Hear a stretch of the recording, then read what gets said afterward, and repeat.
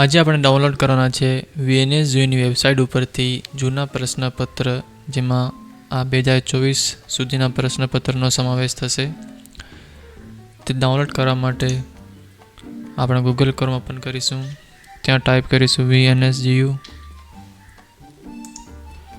VNSJU type કર્યા બાદ search કરવાનું રહેશે. ત્યારબાદ આ ફર્સ્ટ વેબસાઇટ આવતી હશે આયરી VNSJU હોમ. નીચે એક ઓપ્શન હશે ઓલ્ડ ક્વેશ્ચન્સ પેપર્સ. જો તમારે આ ઓપ્શન ન આવતું હોય તો આપણે ડાયરેક્ટ અહીંથી ઓપન કરીશું VNSJU home, Veer Narmad south Gujarat university. અહીં ક્લિક કરીશું. ક્લિક કર્યા બાદ તમને ઉપર ખૂણામાં સ્ટુડન્ટ કોર્નરનો ઓપ્શન આવતો હશે. ઓરેન્જ કલરમાં સ્ટુડન્ટ કોર્નરનો ઓપ્શન હશે, ત્યાં ક્લિક કરીશું. ત્યારબાદ નીચે આવીશું. પછી 7th નંબર પર તમને દેખાઈ રહ્યો હશે ઓલ્ડ ક્વેશ્ચન પેપર્સ. અહીં આપણે ક્લિક કરીશું. ત્યારબાદ ક્લિક હિયર, બ્લુ કલરનો બટન હશે, અહીંયા ક્લિક કરીશું. ત્યારબાદ નીચે આવી જશે 2010 થી એકદમ એન્ડ પર હશે 2024 એક્ઝામ પેપર ફોર 2024. આપણે કોઈ પણ એક વર્ષના પેપર ઓપન કરીને જોઈ લઈએ.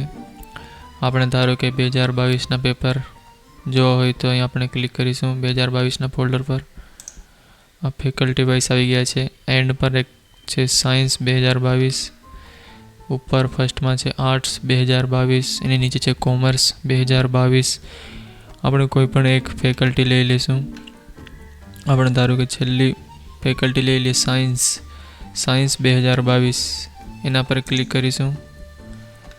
સાયન્સના જે સબ્જેક્ટ હશે તે આવી ગયા છે. એક તો છે BCA biotechnology, BSc home science, BSc MSc nursing. અહીંયા સેમ 6 એટલે ત્રીજા વર્ષના પેપરનું આપેલું છે BSc સેમ 6.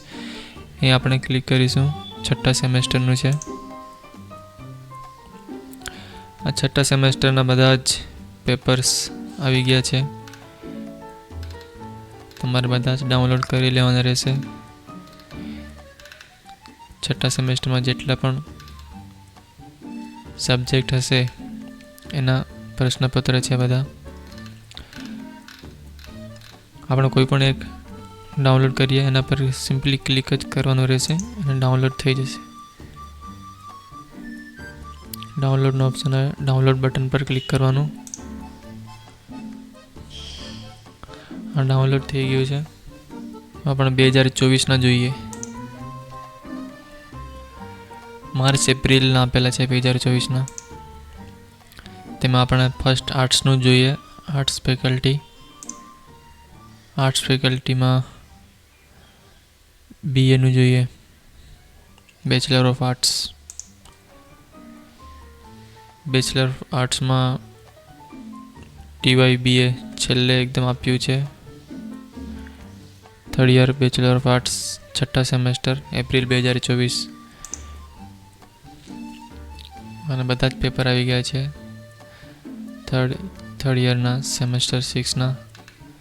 કોઈ પણ આપણે એક ડાઉનલોડ કરીને જોઈ લઈએ. ક્લિક કરવાનું રહેશે અને ડાઉનલોડ થઈ જશે. આ થઈ ગયું ડાઉનલોડ. એવી રીતે તમારે બધા જ ડાઉનલોડ કરી લેવાના રહેશે.